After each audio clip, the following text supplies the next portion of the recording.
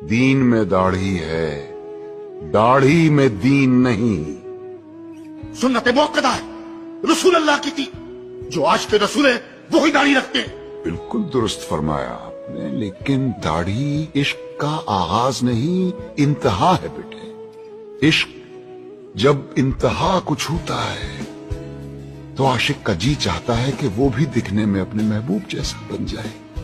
کہیں ہم غلطی تو نہیں کر رہے ہیں کہ عاشق کا پہلا قدم عشق کی آخری سیڑھی پہ رکھوا رہے ہیں؟ کیا وجہ ہے بیٹے کہ اتنے لمبی لمبی داڑھیوں والے، 3 4 حج کیے ہوئے حاجی صاحبان اسمگلنگ کرتے یا جھوٹ بولتے عام نظر آتے ہیں؟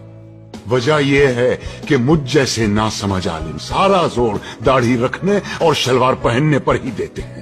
کہیں ہم غلطی سے عاشق رسول کے بجائے عاشق ابو جہل تو نہیں پیدا کر رہے ہیں؟ کیونکہ داڑھی تو ابو جہل کے بھی تھی، لباس بھی وہی تھا جو رسول اللہ زیب تن فرماتے تھے۔ ترتیب الٹی ہے بیٹے، پہلے ظاہر نہیں، پہلے باطن کو ٹھیک کرو۔ اندر آگ لگاؤ، باہر خود بخود آئے گی، ورنہ یہی ہوگا کہ لوگ حرام کی کمائی جیب میں ڈالے حلال گوشت کی دکان ڈھونڈتے پھر رہے ہوں۔